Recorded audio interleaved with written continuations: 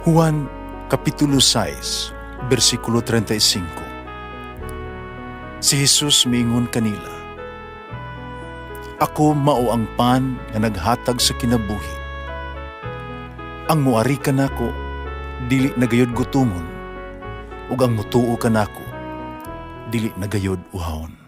Ang mga puno Pan sa kinabuhi. maglikon unta sa mong pagtuo ug gagaka kami sa pagtuman sa imong mahal nga kasuguan. Ang ginumana kaninyo, Santos ng Ebanghelyo sa mala ni San Juan. Si Jesus mingon siya mga tinunan, "Nahigugma ko kaninyo, ingon amahan nahigugma kanako. Pabilin kamo sa akong gugma. Kutumano ninyo ang akong mga sugo, magpabilin kamo sa akong gugma, ingon ako nagtuman sa sugo sa akong amahan, inagpabilin sa iyang gugma. Sultihan ko mo ni ini, sa matunan ninyo ang akong kalipay, ug mahimpit ang inyong kalipay. Kini mao ang akong sugo. Pahigugmaay kamo, ingon ako nahigugma kaninyo. Alabing dakong gugma ay kahatag sa usa ka tawo ngadto sa iyang higala, mao ang pagpakamatay alang kanila. Kamo akong mga higala, kung buhaton ninyo ang gisugo ko kaninyo. Duka na kamo sultawgon nga mga sulugoon, kang sulugoon dili mahibalos gibuhat sa agalon. Hinua, tagong ko kamo nga akong mga higala. Isultihan ko man kamo sa tanan nga dungog ko sa akong amahan. Dili kamo nagpili kanako, ako ang nagpili kaninyo. Kipili ko kamo para makanlakaw o mamungag daghang mga bunga nga mulungtad. Busa ihatag kaninyo sa amahan, bisag unsay inyong pangayoon, kaniya sa akong ngalan. Kini mao ang sugo ko kaninyo. Pahigugmaay kamo." Ang Ebanghelyo sa Ginoo. Pasalamati ang Ginoo kay siya maayo, ang iyang gugma mulungtad hangtod sa kahangturan. Pasalamati ang Diyos sa tanang mga Diyos, ang iyang gugma malungtaron. Pasalamati ang Ginoo sa mga Ginoo, ang iyang gugma balungtaron.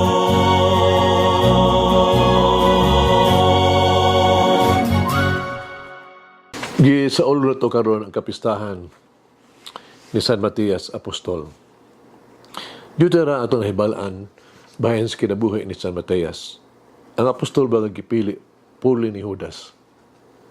Ang iyang ngalan, Hebrewhano, nagpasabot nagasa sa Dios. Si Matias giingon nga nagsangyaw sa Ebanghelyo sa kapin sa katluan katuig sa dapit sa Judea, Cappadocia, Ehipto, Ethiopia. Gilansang siya sa krus, ipunggutan sa ulo, sa Colchis, sa karon ni modern Georgia. Ang pagpili kang Matias o pagpili sa dili maihap ka mga ubang mga obispo nga gipili sa Dios sa pag-alaga sa simbahan, sukat pa kaniadto, ingon og dili importante alang kanato. Nga dili mga obispo ug walay labot sa proseso sa pagpili kanila. Apan kini usa ka hitabo nga naghatay og kalipay sa tibuok simbahan. Tungod kay ang mga obispo naglambigit man kanato ngadto sa apostoles. Mga apostoles usab mo naglambigit nato ngadto kang Hesukristo. Ang mga obispo pinaagi sa balaang institusyon nipuli sa mga apostoles isip mga pastor sa simbahan. O sa ingon nga pamaagi, bisan kinsa nga mamati kanila ug maminaw kang Kristo ug bisan kinsa simutamay kanila nagtamay usab kang Kristo. Ug kaniya nga nagpadala kang Kristo. Tungkol sa mga apostoles, ang Ebanghelyo gihatag kanato sa katibukan o O kita gigiyahan sa matag panahon sa mga tao nagihatag ka na to sa maayong magbalantay sa iyang kaugalingon o wala gayod bubiya sa iyang panon nga wala maatiman. Yun sa nato, nako. Siya paglambigit sa kaugalingon diha sa mga apostoles, sa mga obispo, sa kuang pag-alagad ni Kristo sa iyang misyon sa kaluwasan sa katauhan. Nagtuman ba ako sa akong katungdanan isip binunyagan ang gitahasan sa misyon sa pagpadayag sa pulong sa Dios? Kung sa akong tubag na sulod diha sa akuan, mamalandong na ang akong tawag mugamot kung walay kondisyon na gugma sa Dios alang kanako. Mag-ampo kita, Jesus. Di mo mayaong panahon nagpasalamat ko sa imong pagkabanhaw. Isaal ka kanamo ug bag-ong kinabuhi. Ang imong pagkabanhaw naghatag kanamo ug paglaom taliwala sa kasakit. Salamat nga ako usa ka bag-ong binuhat ni Kristo. Ikaw ang buhi nga paglaom. Pinaagi sa imong kinabuhi naghatag og espiritu gitubos ko, naluwas ko. Ug luwas diha kanimo. Amen. Mama Mary, Queen of Apostles, encourage me to go forth and bear witness to the risen Lord. Manangin ang Diyos magagahom sa tanan, Amahan, Anak, Espiritu Santo. Amen. May the Lord of the divine mercy bless us all, heal us from all diseases and suffering. Ayun unta niya kita, tanang mga sakit na sa lawas, o sa kalag, body and soul.